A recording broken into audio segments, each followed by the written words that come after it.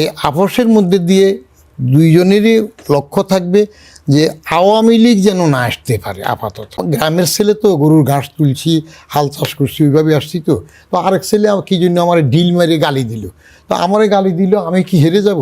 আমিও তার একটা গালি দিলাম। আমরা যখন তেল মারতে মারতে এমন পর্যায়ে যাই, তখন হয় কি, রাজা ঘোষণা দিলেন, ইন্টারেস্টিং গল্প, এনজয় করবেন।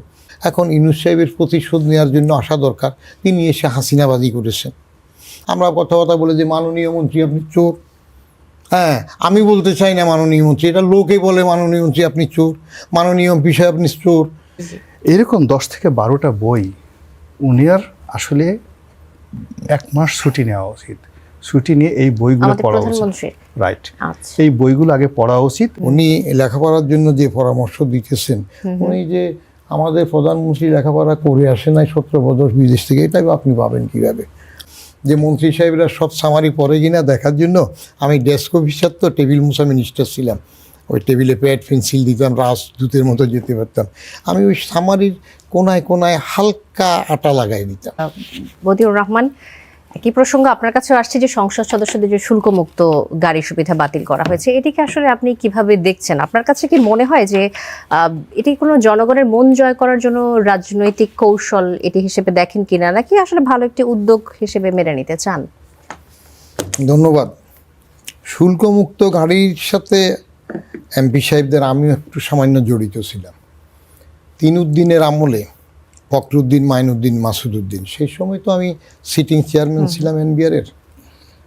তো ফখরুদ্দিন সাহেবের সাথে একদিন কথা প্রসঙ্গে বললাম যে স্যার, এখন তো আর এমপি সাহেবরা নাই, এই সুযোগে আমরা একটা কাজ করি, এই শুল্কমুক্ত গাড়ির সুবিধাটা বাতিল করি। আচ্ছা, এটা কত সালের কথা? এটা 2007-এ, 111 গভর্নমেন্টে। তো আমরা করলাম, ফখরুদ্দিন সাহেব সামারি সই করলেন, কিন্তু সামারি সই করে দেওয়ার পরে বললাম স্যার, এটা এই পরে যখন রাজনৈতিক সরকার আসবে তখন আবার এটা উল্টে যাবে। বলে তাহলে এটা আনলেন কেন? আমি স্যার আনলাম এই জন্য যে একটা নৈতিক ভিত্তির উপরে কাজ আপনি করে গেলেন, আমরা চেষ্টা করেছি, পরে উল্টে যাবে। তো আসার পরে তো রাজনৈতিক সরকার আসলো, আবার এটা বহাল হলো। এরশাদ সাহেব এমপি সাহেবদেরকে ঘুষ দেওয়ার জন্য, এরশাদ তো ধুরন্ধর ব্যক্তি ছিল, কখন কোন রং ধারণ করতে সেগুলা বুঝে। ওই যে রাতে কোথায় বেড়াবে, কোথায় ফুর্তি করবে, সকালে টুপি মাথায় আবার একটা শুক্রবার মসজিদে চলে যাবে, এবং আল্লাহ বেহেশতে নিলে এরশাদ সাহেবকে আগে নেবে, কারণ সব কাজে ওস্তাদ ছিলেন। তো তিনি এমপিদেরকে ঘুষ দেওয়ার জন্য, এমপি সাহেবদেরকে দেওয়া এই শুল্কমুক্ত গাড়ি চালু করেছেন। কোনো রাষ্ট্রীয় নিয়ম কানুনে কাউকে এরকম এক্সট্রাঅর্ডিনারি আইনের বাইরে প্রিভিলেজ দেওয়ার প্রশ্ন আসে না, কিন্তু করেছেন। আর এখন যেটা বললেন যে বাতিল করছে, এক একটা রাজনৈতিক সরকারের এক একটা চমক থাকে, কৌশল থাকে। কেউ ড্রেসের কৌশলে দেখাবে, কেউ মঞ্চে হাঁটা চলার কৌশল দেখাবে, আবার এভাবে নূতন যে শুল্কমুক্ত গাড়ি নেবে না, প্লট নেবে না, সেগুলো বলবে। এইটা হিসেবে নৈতিকভাবে এটা বাতিল করেছে ভালো, কিন্তু এটার বিপরীতে ওই যে উপজেলাতে অফিস চাচ্ছে, অন্যভাবে গাড়ি চাচ্ছে, অন্য কোনোভাবে পুষিয়ে দেওয়া হয় কিনা সেটা দেখার। যেমন আমরা আওয়ামী লীগের সময় কিন্তু দেখেছি, সেটা বরং আরো মারাত্মক হবে। জি, আওয়ামী লীগের সময় দেখতাম যে বাজার মূল্য 9 থেকে 12 কোটি টাকা এমন গাড়ি আমদানি করা হতো। আসলে 428 কোটি টাকার গাড়ির আমদানি মূল্য ছিল ওই সময়টাতে, অ্যাসেসমেন্ট ভ্যালু যদি আমরা ধরি, তাহলে সেই হিসেব করলে এটা বাতিল করে দিলে একটা ভালো উদ্যোগ হিসেবে ধরে নেওয়া যায়। কিন্তু সেটা কম্পেনসেট করার জন্য নতুন একটি পদক্ষেপ হিসেবে বলছেন আপনি। এই ওটা নতুন পদক্ষেপ কিনা জানি না, কারণ আগে এক সময় আমরা যখন ছোট ছিলাম, 50-এর দশকের শেষের দিকে, 60-এর দশকের প্রথম দিকে, তখন আমরা গোলাম মোল্লা রনির মতো এমপি সাহেব দেখার জন্য 5 মাইল হেঁটে 6 মাইল হেঁটে শহরে যেতাম। আমাদের এক এমপি ছিল স্বাধীনতার পর, খাজা আহমদ সাহেব। আরে এমপি হ্যাঁ, এমপি সাহেব দেখার জন্য 6 মাইল হেঁটে চলে গেলাম আমরা, এমপি সাহেব দেখলাম, মানে জীবন ধন্য হইলো, অনেকটা এরকম মনে হইলো আর কি। আর এখন এমপি সাহেব দেখলে অনেকে যদি চোখের সামনে পড়ে যায় মুখ ফিরাই নেয়। তার কারণটা হইল ধারে অথবা ভারে, হয়তো আপনার নেতৃত্ব গুণে আপনি কন্ট্রোল করবেন অন্যকে, মানুষ বুঝবে ইয়েস তিনি একজন এমপি, অথবা আপনার ধার থাকতে হবে ওইরকম। এখন ধার এবং বার দুইটাই যদি না থাকে, ওই যেটা বলতেছেন টাকা 5 কোটি 10 কোটি খরচে আসবে, তারপরে যাইয়া লেখাপড়া করবে না, বাজেটের ফিসটা উল্টাবে না, অনেক মন্ত্রীও তো পড়েন, আপনি করবেন কি? আমি নিজে তো ক্যাবিনেট ডিভিশনে কাজ করে এটা পরীক্ষাও করেছি, সেই জিয়াউর রহমান সাহেবের আমলে, যে মন্ত্রী সাহেবরা সব সামারি পড়ে কিনা দেখার জন্য আমি ডেস্ক অফিসার, তো টেবিল মুছা মিনিস্টার ছিলাম, ওই টেবিলে প্যাড পেন্সিল দিতাম, রাজদূতের মতো যেতে পারতাম। আমি ওই সামারির কোনায় কোনায় হালকা আটা লাগাই দিতাম, যেটা উল্টাইলে উঠে যাবে আর পরে আটাটা লাগবে না। তাতে ফোল্ডার ফেরত আসার পরে দেখতাম যে অনেকেই পড়ে না। আবার সেখানে সুন্দর সুন্দর ঘটনাও ঘটতো।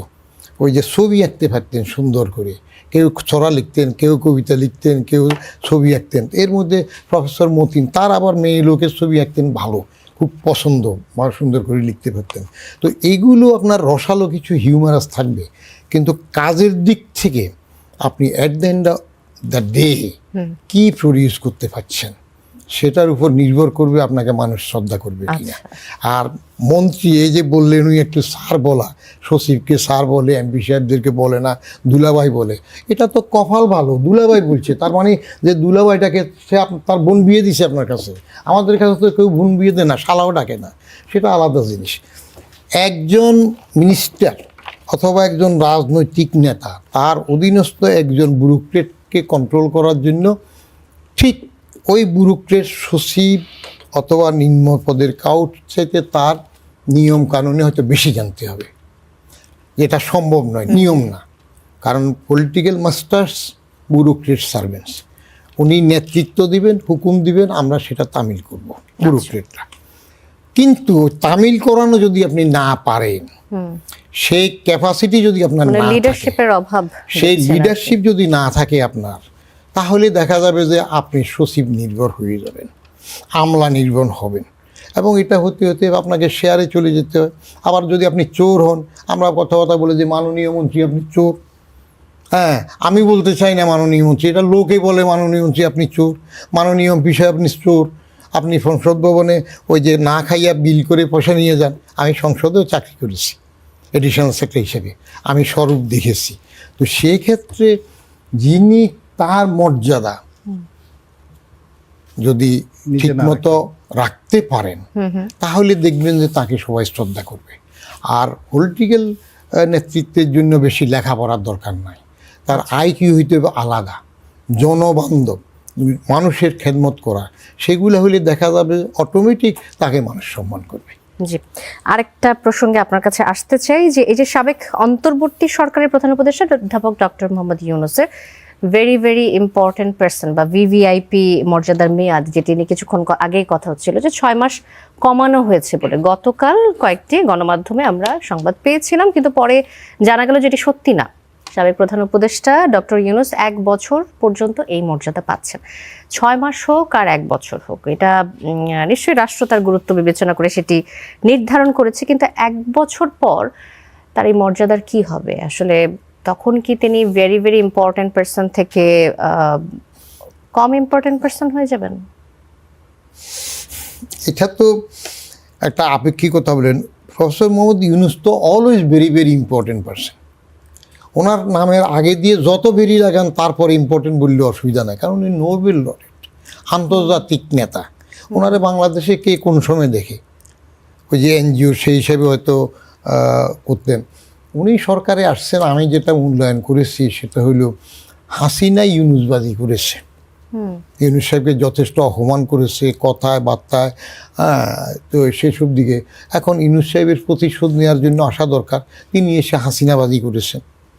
আর এখন যেটা বিবিআইপি পাচ্ছেন, কোনো দরকার ছিল না, চেনা ব্রাহ্মণের পৈতে লাগে না। কেমন ইউনূস সাহেব যদি নিজ গুণে গুণান্বিত হতেন, তাহলে তাকে পাহারা দেওয়ার তো দরকার নাই। ওনার এত ভয় কিসের? উনি পাহারা চাচ্ছেন কী জন্য? ওনার ভয় আছে, কারণ উনি লুটপাট করেছেন, যে বাড়ি ভাঙাইলেন, ভায়োলেন্স করাইলেন, আকবরের বৈরামখা হইলেন, বাচ্চা কাচ্চাদেরকে পার্টি করাইয়ে যে দেশটাকে অস্থির করে তুললেন। সেদিক থেকে ওনার হয়তো ভয় আছে, এখানে থাকতে গেলে ওনাকে পাহারা দেওয়া লাগবে, সেই জন্য উনি ওটা করতেছেন। কোনো দরকার ছিল না। আমি তো রাস্তায় একা হাঁটি, আমার তো ভয় নেই। আমি যখন এনবিআরের চেয়ারম্যান হইলাম, তখন আমাকে লোকজন বলে দাঁতমন্ডি লেকে 7 নম্বর ব্রিজের ওখানে বসো কেন, তুমি এরকম মানুষের থেকে ট্যাক্স নাও। আর তো কী হবে? একজন বলুক না জোর করে ট্যাক্স নিলাম, ট্যাক্স পাওনা আছে নিয়েছি, এবং খাতির তো কাউকে করি না, সবার থেকে নিলাম। তো বেগম খালেদা জিয়ার থেকে অপদস্থিত তো নিলাম না, সাইফুর রহমান সাহেব 12 বার বাজেট দিয়েছিল, তার থেকে নিলাম না, মওদুদ থেকে নিলাম না, কয়জন বলবো? আপনি ন্যায়ভিত্তিক থেকে যার থেকে যেটা নেন আপনার ভয়ের কোনো কারণ থাকবে না। জি, ধন্যবাদ। বদিউর রহমান বলছেন যে তিনি ন্যায়ভিত্তিক থাকার কারণে কখনো ভয় পান না, নিরাপত্তার শঙ্কা করেন না। গোলাম মাওলা রনি, আপনি কি কখনো নিরাপত্তার শঙ্কা করেন? এই যে ভিভিআইপি নিরাপত্তা না পাবার পরে যে হুমকিগুলো নিয়ে ডক্টর মোহাম্মদ ইউনূস ভাবছেন বা ভাবার কারণে এই নিরাপত্তার পাওয়ার চেষ্টাটা তিনি করেছেন, এটিকে আপনি কিভাবে দেখেন? আপনার প্রয়োজন আছে কিনা বা কখনো হয়েছিল কিনা? জনাব বদিউর রহমান সাহেবের সঙ্গে একেবারে সম্পূর্ণ একমত। আমি তিনি যখন এনবিআর এর চেয়ারম্যান, তখনও তাকে দেখতাম যে একেবারে একটা খুব সাধারণ অবস্থায় ধানমন্ডি লেকের পরে 7 নম্বর রোডের মাথায় ওখানে বসে বসে পেপার পড়ে, তার কিছু নির্দিষ্ট লোকজন আছে তাদের সাথে আলাপ আলোচনা করে। আমি বললাম, লোকটার হলোটা কি, এরকম করে কেন? আমি তখন বছরে অনেক বড় ব্যবসায়ী, এখন যা আছে তার সাথে আরও তখন আমার বেশ বড় ব্যবসায়ী। তা আমার অফিসে তার বাড়ির পাশে একটা লোক আসছে, নাম ইকবাল সাহেব। আমি তারা জিজ্ঞেস করলাম, এই লোকটা কেমন? তো এইভাবে বসে থাকে। এর আগে তো এনবিআর চেয়ারম্যান যারা ছিলেন বিভিন্ন জায়গাতে বসছেন, তাদের একটা ভাবসাবে ছিল আলাদা। এই বগলে এক সেক্রেটারি, ওই বগলে আর এক পিএস, ওখানে বন্দুক, এখানে ইটি যায়, চারিদিকে চারিপাশে শুধু সাউন্ড সেন্ট মারতে থাকে। এনবিআর চেয়ারম্যান আপনি ওই অফিসে না গেলে বুঝতে পারবেন না। তো সেখানে উনি এভাবে ঘোরাফেরা করে এবং এখনও সে ঘোরাফেরা করছে। তো ঘোরাফেরা করছে, অথচ দেখা গেল তারই অধীনস্থ একজন কাস্টমসের একজন কমিশনার, সে রিটায়ার্ড করার পরেও ঘর থেকে বের হয় না, ভীষণ রকম বের হয় না। কেন? ওই যে অপকর্মগুলো করেছে, অনেক মানুষকে আঘাত করেছে, কষ্ট দিয়েছে, এখন তার মনে একটা আতঙ্ক যে অমুক একটা অনেক লোক তো দেশ ছেড়ে পালিয়ে চলে গেছে, রিটায়ার্ড করার সাথে সাথে চলে গেছে, যে কারণ আমি তো ওরকম শিল্প প্রতিষ্ঠান থেকে ঘুষ নিয়েছি, তাকে ক্ষতি করেছি, কাজে এ তো আমাকে ছাড়বে না। কিন্তু হয়তো সেই লোক কিছুই করে না, কিন্তু এরকম অনেক দুর্নীতিবাজ কর্মকর্তা। সিমিলারলি আমাদের এমপিদের মধ্যেও যারা রাজনৈতিক যারা লোকজন আছে, তারা নির্বাচনী এলাকা, বিভিন্ন এলাকাতে যখন জুলুম করে, অত্যাচার করে, এই কারণে হলো আমাদের ক্ষমতা হলো আনলিমিটেড। বিকজ যে কোনো মব করার একজন সংসদ সদস্য, সে যদি যায় এলাকাতে বলে যে এই যাও তো, আমি আসতেছি, 100টা গেট করো, 1 ঘন্টার মধ্যে 100টা গেট হয়ে যাবে। আমার 500 মোটরসাইকেল নিয়ে রনি ভাইয়ের আগমন, শুভেচ্ছা, স্বাগতম, 10,000 লোক মুহূর্তের ভিতরে চলে আসবে। তো শার্লি, আপনার যে বাড়ি আছে সেই বাড়িটা আমার ভালো লাগে না, আপনার বাবার সঙ্গে আমার হয়তো একটু শত্রুতা আছে, আমি খালি একটু ওইদিকে বাঁকা চোখে তাকালাম, দেখবেন যে ঢিল মেরে মেরে বাড়িটা সাথে সাথে মিশিয়ে দিয়েছে। তো এই ক্ষমতাটা একটা সংসদ সদস্য তার ক্ষমতাকালীন সময় দেখাতে পারে। যারা এটা করে তাদের ক্ষমতা চলে যাওয়ার পরে তাদের নিরাপত্তাহীনতা তৈরি হয়, ভয় পায়, নির্বাচনী এলাকায় যায় না, এমনকি ঢাকার শহরে চলে না। এখন আসেন আমার কথা। আমার আসলে এটা কখনই, আমি 1991-এ নিজের ব্যবসা শুরু করেছি, 91-তে ব্যবসা শুরু করেছি। মাশাআল্লাহ ধরেন 92 সনে আমি সচ্ছল হয়ে গেছি, গাড়ি বাড়ির মালিক হয়ে গেছি ব্যবসা করে। তো সেই থেকে এখন পর্যন্ত আমার ওই একটা জীবনের একটা ধারাবাহিকতা আছে। কিন্তু কখনোই আমার ওইরকম বডিগার্ড, পিস্তল, তারপর শেষে আমার ওই যে যাকে বলা হয় পিএস, এপিএস, এরকম বা 5 স্টার হোটেলে গিয়ে আমাকে খেতে হবে, এই জিনিস আমার কখনোই লাগে নাই। আমার লুঙ্গি পরতে যেভাবে ভালো লাগে আর স্বাভাবিক পাজামা পরতে ভালো লাগে, যে আবার কোট টাইপের আসতে কোনো আমার জন্য স্বাচ্ছন্দ্য ভিড় করে। তাই এখন সেই দিক থেকে আমার যে মন মানসিকতা বা আমার জীবনের, আমি তো ডক্টর মোহাম্মদ ইউনূস সাহেব যেই জায়গাতে গেছেন, আমি প্রায় সব জায়গাতেই গেছি। উনি হোয়াইট হাউসে গেছেন, আমিও হোয়াইট হাউসে গেছি। উনি বাকিংহাম প্যালেসে গেছেন, আমিও গেছি। উনি জাপানের রাজার সাথে দেখা করতে গেছেন, আমিও সেখানে গেছি। তো যাওয়ার পরে এখন হঠাৎ করে ওনার এত বড় ভিআইপি কেন হতে হবে, তারপরে শেষে কেন মিলিটারি প্রোটোকল লাগবে, আমার তো ক্যান্টনমেন্টে যেতে ইচ্ছা করে না। আমার যে সমস্ত বন্ধুবান্ধব সরকারি অফিসে যে এখন চাকরি করে, ধরেন যারা আইজি হয়েছে, ওই যে বেনজির সাহেব যারা ছিলেন, খুবই আমার সাথে বন্ধু মানুষ, কিন্তু যেদিন আইজি হয়েছে আমি তার ধারে কাছেও যাইনি। তো এর কেন এই আইজি সাহেবের সিলিউট লাগবে, অমুক অমুক লাগবে, এবং এটা তার একটা হীনমন্যতা। 2 নম্বর হলো যে তার যে, আমি বলতে পারি না যে সে কতটা অন্যায় করেছে, কিন্তু এই যে একটা বছর, এটা তার জীবনটাকে শেষ করে দেবে। যখন এই তার প্রোটোকলটা থাকবে না, সে আর এই বাংলাদেশে বের হতে পারবে না, তাকে বাংলাদেশ থেকে চলে যেতে হবে। This is the first thing. আর সেকেন্ড থিং, সে যদি বাংলাদেশে যদি মনে করে যে 1 বছর পরে মোটামুটি আজরাইলের সঙ্গে তার একটা কথাবার্তা হয়ে গেছে, লেনাদেনা হয়ে গেছে, 2027 সনে মোটামুটি সে বেহেশতে চলে যাবে, সেটা আবার আলাদা কথা। কিন্তু যদি তাকে বাংলাদেশে থাকতে হয়, তাকে সাধারণ মানুষের মধ্যে চলতে হয়, তাহলে এই যে প্রোটোকলটা, এই প্রোটোকলটা তার জন্য খুব খারাপ একটা পরিণতি বয়ে নিয়ে আসবে। আপনি চিন্তা করুন, দেখুন এই যে শেখ হাসিনা তার পরিবারের জন্য একটা বিশেষ প্রোটোকল তারা নিল, বঙ্গবন্ধুর জাতির পিতার ফ্যামিলি প্রোটেকশন অ্যাক্ট। তো এত কিছু করার পরে কিন্তু তাকে 1 মিনিট রক্ষা করা যায়নি। দুপুরে খাওয়া দাওয়া করবে, দেশি মুরগির মাংস টসটসে গরম খাবে, কি দেখেন বদনসিব, হাত দেওয়ার সুযোগ হয় নাই, পোলাপান ঢুকে গেল, গরম গরম মাংস খেলো, এবং যারা পেলো না তারা রাগের সাথে হাঁস নিয়ে আসলো সেখানে, যে ঘরে গিয়ে জবাই করে খাবো। শাড়ি গহনা সব কিছু ভরা, মানে ওনাকে যদি আর মতো আধা ঘন্টার সময় দিত ওই শাড়িগুলো উনি নিতেন, অনেক দামি দামি শাড়ি ছিল, সেগুলো সব কিছু লুট হয়ে গেল। তো সেই দিক থেকে উনি যে একটা কাছের ঘর তৈরি করেছেন এই জায়গাতে, এটা ওনার জন্য ভালো ফলাফল বয়ে আনবে না। জি, গোলাম মোল্লা রনি, আরেকটা বিষয় নিয়ে আসতে চাই। এই যে বিএনপি সরকার, নতুন সরকার গঠন করলো, কয়েক মাসে বেশি সময় পার হয়েছে, আমরা দেখছি, আপনিও নিশ্চয়ই দেখছেন, সেই সাথে বিরোধী দলের অবস্থান সংসদে এবং সংসদের বাইরে, দুই দলের সংসদের যে সম্পর্ক এবং মাঠের যে সম্পর্ক, দুটির মধ্যে আমরা অনেক তফাৎ দেখতে পাই। আপনি কি দেখতে পান কিনা? আমিও সেই তফাৎ দেখতে পাই, এবং এখানে মনে হচ্ছে যে তারা সাজানো গোছানো, মানে অনেকটা একটা সমঝোতা আছে। তো সমঝোতা আছে, যেমন আমাদের যাত্রা দলে যেরকম ঘটনা হয়, বাংলা বিহার উড়িষ্যার নবাব, তো সেই নবাব সিরাজউদ্দৌলা রাগ হয়ে গোলাম হোসেনকে জোরে একটা চড় দিয়ে বসলো। তো গোলাম হোসেন কানে কানে বলে যে হুজুর, এত জোরে তো চড় দেওয়ার কথা ছিল না, আমি তো একটু বেশি ব্যথা পেয়ে গেছি। তো এরকম এখন মাঠে ঘাটে সংসদে এরকম অনেক কিছু ঘটনা ঘটছে, একবার মনে হচ্ছে এগুলো সব নাটক, কিন্তু আবার ওই যে আঘাতের পরে মনে হচ্ছে নাটক না। তা আমরা বিভ্রান্ত হয়ে যাচ্ছি সামটাইমস, এবং যে দৃশ্যগুলো দেখার কথা না সেই জিনিসগুলো আমরা দেখছি, যে জিনিসগুলো হওয়ার কথা না সেই জিনিসগুলো হচ্ছে। আমাদের মাননীয় প্রধানমন্ত্রী, তার বয়স 62 বছর বা 63 বছর এখন বয়স, যথেষ্ট বয়োবৃদ্ধ। এই বয়সে 58 বছর বয়সে ওনারা রিটায়ার্ড করেছেন। তা এই বয়সে দেখা গেল যে একটা বাচ্চাদের একটা গাড়ি, সেই গাড়িতে প্রধানমন্ত্রীকে বসিয়ে দেওয়া হয়েছে, তিনি সেই গাড়ি চালাচ্ছেন, মানুষ হাততালি দিচ্ছে, আহা আমাদের এত সুন্দর, তরুণদের অনুপ্রাণিত করছেন। হ্যাঁ হ্যাঁ হ্যাঁ, মানে এত তরুণদের অনুপ্রাণিত করেছেন, এমন সুন্দর প্রধানমন্ত্রী এই মহাজগতে মহাবিশ্বে আর কোথাও নেই।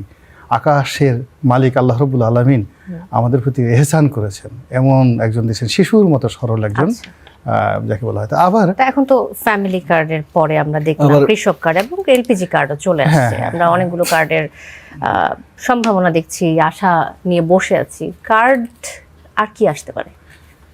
আমার কাছে অনেক কার্ড আসবে, মানে শুধুমাত্র যেহেতু শুরু হয়ে গেছে কার্ড, কোনোদিন দেখা গেল যে কি কার্ড বলবো এখন, হঠাৎ রেশন কার্ড আসতে পারে না, রেশন কার্ড তো মানে ফ্যামিলি কার্ড বলতে তো রেশন কার্ড এখন না, ওই যে আগের আমলের পাকিস্তানি আমলের। এখানে একটা জিনিস হলো কি, মানে আমি সিরিয়াস কথা বলি যোগ না করে, আমি মনে করি আমাদের মাননীয় প্রধানমন্ত্রী তিনি তার কন্যাকে লাইব্রেরিতে পাঠাচ্ছেন, আর তিনি ওই যেমন যশোরে গেলেন খালকাট্টিকে, সেখানে গিয়ে যশোরের ঐতিহ্যবাহী পুরনো একটা লাইব্রেরিতে ভ্রমণ করলেন বা দেখলেন। ইট মিনস তার লোকজন দেখাচ্ছে যে আমাদের প্রধানমন্ত্রী জ্ঞানপিপাসু। তো এটা না, যেহেতু তিনি জ্ঞানপিপাসু, আমি মনে করি তার 4-5টা বই তার মাথার কাছে রাখা উচিত।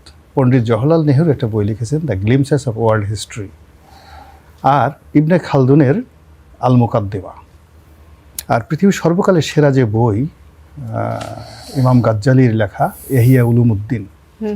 ইহিয়া উলুমুদ্দিন কোরআন শরীফ এবং ইহিয়া উলুমুদ্দিন সালাউদ্দিন আইয়ুবী তার মাথার কাছে রাখতেন। এরকম 10 থেকে 12টা বই উনার আসলে 1 মাস ছুটি নেওয়া উচিত, ছুটি নিয়ে এই বইগুলো পড়া উচিত। রাইট, এই বইগুলো আগে পড়া উচিত। এই বইগুলো পড়ে তারপরে শেষে সে যদি চেয়ারে বসে তিনি আরও এনলাইটেন হবেন, তাকে আরও সুন্দর দেখাবে, তিনি সিদ্ধান্ত সুন্দরভাবে নিতে পারবেন। আর এখন তাকে যারা যে সমস্ত পরামর্শ দিচ্ছে তারা তার ধারের কাছে যেতে সাহস পাবে না। অ্যাজ এ সিটিজেন তার সম্মান আমাদের সম্মান, তার মর্যাদা আমাদের মর্যাদা।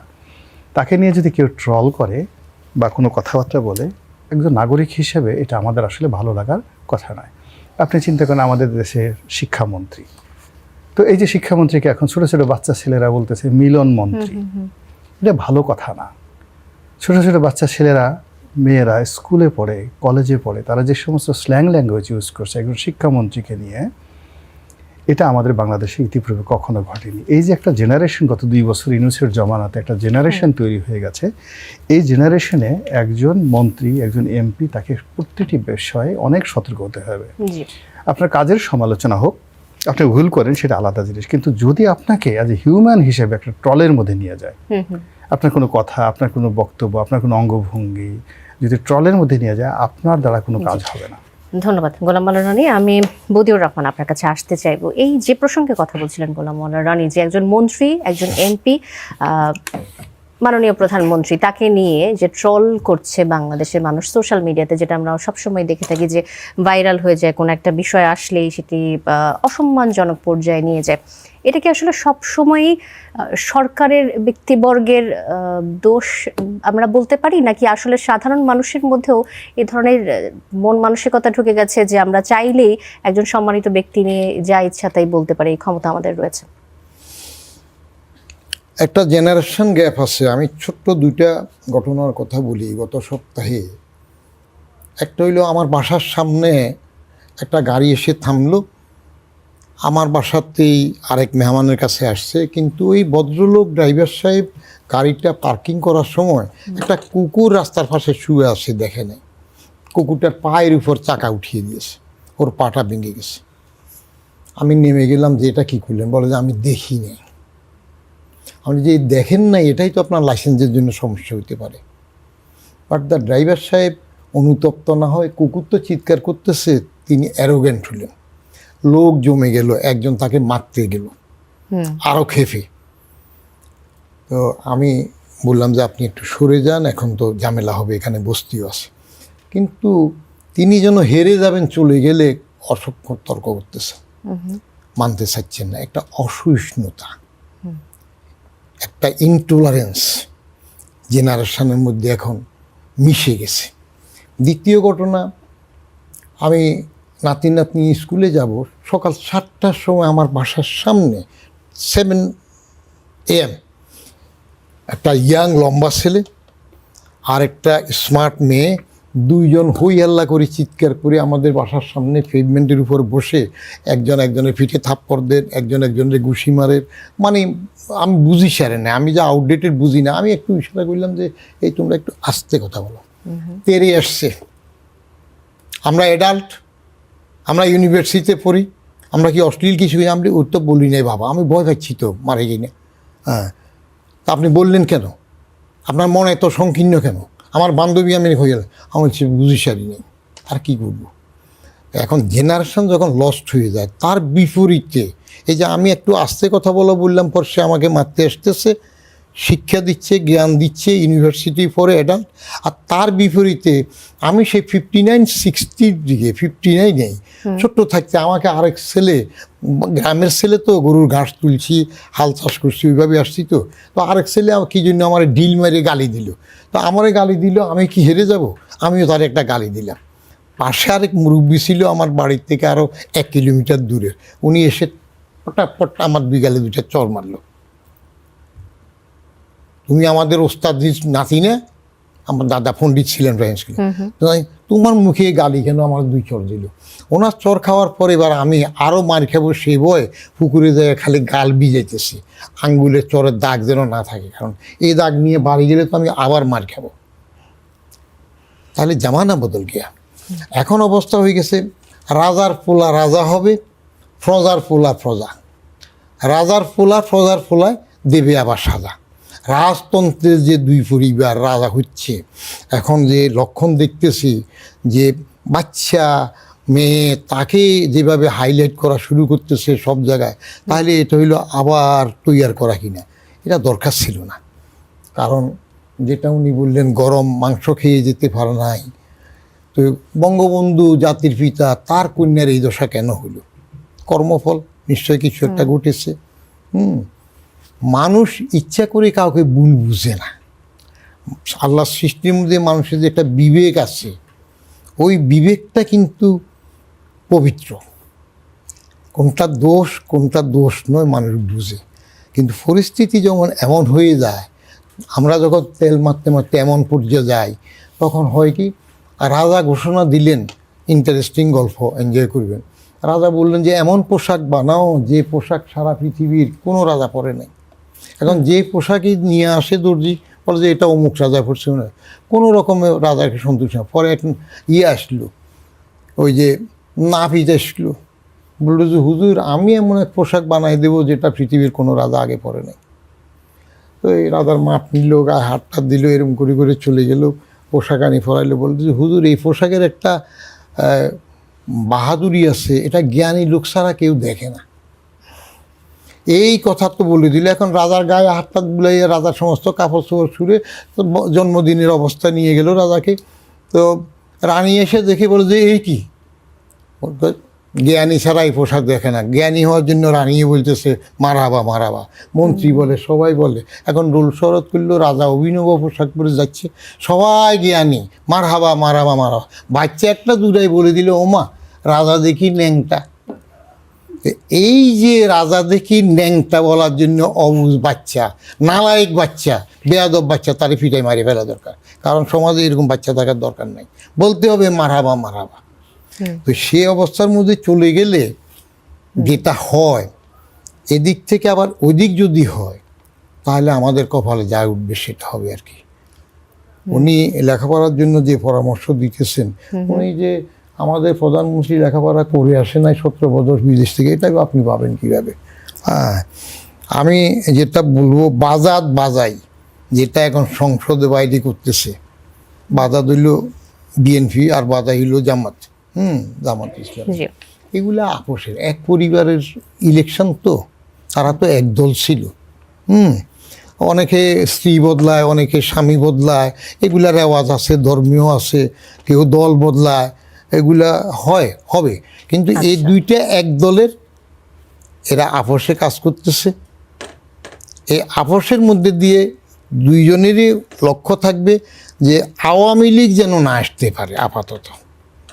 কারণ সমঝোতার ভিত্তিতে রাষ্ট্র পরিচালনা চলছে। এখন যেটা সংসদে হচ্ছে, বাইরে হচ্ছে, এগুলা আসলে কিছু না, দেখানো। আচ্ছা, এর মধ্যে ইন্ট্রা এবং ইন্টার লড়াই চলবে। ইন্ট্রা হইল নিজের দলের ভিতরে নিজেদের মধ্যে, যেমন 11 জোট শাফিক রহমান সাহেবের, ওই জোটের মধ্যে কারা কার থেকে উঠবে। যেমন ওই যে জানাফা একটা আসছে নূতন দল, তারা ভাববে আমরা তো তাদের লেজরে ফুরি, এমনি বদনামের বাগি হইলাম, উঠতে পারি কিনা, দাওয়াত দিই, ছাত্রলীগ আওয়ামী লীগ সব যোগদান করুক। আবার ইন্টার দল বিএনপির সাথে তারা লড়াই করবে, এইগুলো রাজনীতিতে চলবে। ছোট্ট করে একটা বিষয় আমি আনতে চাই। হ্যাঁ, ভোটের পক্ষে বাংলাদেশ ব্যাংক থেকে 1 কোটি টাকা অনুদান পেয়েছিল বৈষম্য বিরোধী ছাত্র আন্দোলন ত্রয়োদশ জাতীয় সংসদ নির্বাচনের এই গণভোটে। এই টাকা কিভাবে এসেছে, ব্যয় হয়েছে কিভাবে, সেই প্রশ্ন তুলেছেন বৈষম্য বিরোধী ছাত্র আন্দোলনের আরেক পক্ষের নেতারা। এখন বৈষম্য বিরোধী ছাত্র আন্দোলনের আয় ব্যয় স্বচ্ছতা তারা নিশ্চিত করুক, সেটা তাদের বিষয়। কিন্তু বাংলাদেশ বা রাষ্ট্রীয় ব্যাংক আসলে গণভোটে কোনো পক্ষে প্রচারের জন্য কি অর্থ দিতে পারে কিনা? আমি বাংলাদেশ ব্যাংকে ছিলাম সরকারি ক্যাডার জবে আসার আগে, 1976-এর 14ই অক্টোবর থেকে 79-র 28শে ফেব্রুয়ারি পর্যন্ত বাংলাদেশ ব্যাংকে ছিলাম।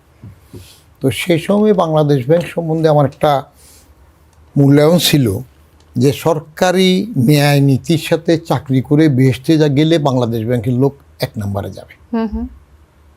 475 টাকা বেতনে ঢুকছি তো আমরা। হ্যাঁ, তো এখন বাংলাদেশ ব্যাংক যদি ওটা দিয়ে থাকে বা অন্যরা দিয়ে থাকে, তারা কীভাবে আমি জানি না, এটা কোনো মাপকাঠিতে আসে না।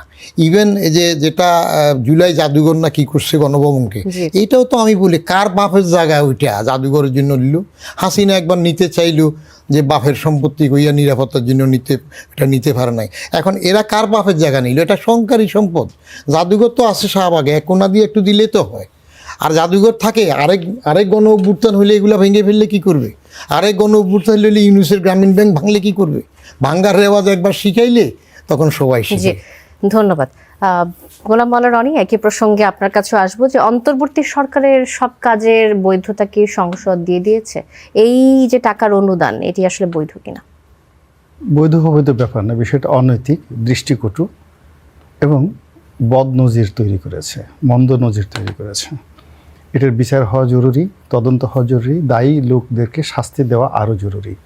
আদারওয়াইজ উনি যেটা বললেন, আমরা ব্যবসা বাণিজ্য করি, বাংলাদেশ ব্যাংকে আমরা একটা পবিত্র আমানত হিসেবে মনে করি। এখানে যারা চাকরি করে তাদের একটা বিশেষ সম্মান আছে, মর্যাদা আছে এবং তাদেরকে ওইভাবে সুযোগ সুবিধা দেওয়া হয়। সেখানে সিএসআর ফান্ড থেকে যেভাবে সরাসরি এই প্রথম স্বাধীন বাংলাদেশের ইতিহাসে একজন গভর্নরের নির্দেশে, আবার গভর্নর সরকার কর্তৃক নির্দেশিত হয়ে সেখানে হা ভোটের পক্ষে একটা রাজনৈতিক কর্মে সেন্ট্রাল ব্যাংকের একটা ফান্ড ব্যবহার করেছে, মানে এটা যদি হযরত উমরের জামানা হতো, প্রথমে হলো তাকে চাপকানো হতো, চাবুক দিয়ে, পরে বিচারানোর সব কিছু, আগে পিটাও আগে আচ্ছা মতো চাপকানো হতো, তারপর না বিচার। তো এই যে কাজগুলো করেছে আমাদের রাষ্ট্রের কতগুলো, যেমন সুপ্রিম কোর্ট, কেন্দ্রীয় ব্যাংক, আরেকটা অফিস আছে এই যে audit and accountant general office, এই অফিসগুলো খুবই পবিত্র, কিন্তু ভীষণ রকম পবিত্র অফিস। তো এই জায়গাগুলিতে যদি আপনি এই দুর্নীতি, অনিয়ম, কীট পতঙ্গ ঢুকিয়ে ফেলেন, তো সেই জিনিসটা এই ইউনূস সাহেবের জমানাতে এই প্রথম এই কাজগুলো হয়েছে। আমার কাছে মনে হয় এই লায়াবিলিটিস জনাব তারেক রহমান সাহেবের নেওয়া উচিত না, বহন করা উচিত না। যেহেতু অভিযোগ আসছে, এটা সুরা হওয়া উচিত এবং খুব কঠোরভাবে, মারাত্মক কঠোরভাবে। Otherwise Bangladesh bank, central bank যদি না থাকে তাহলে আমাদের কিছুই থাকবে না।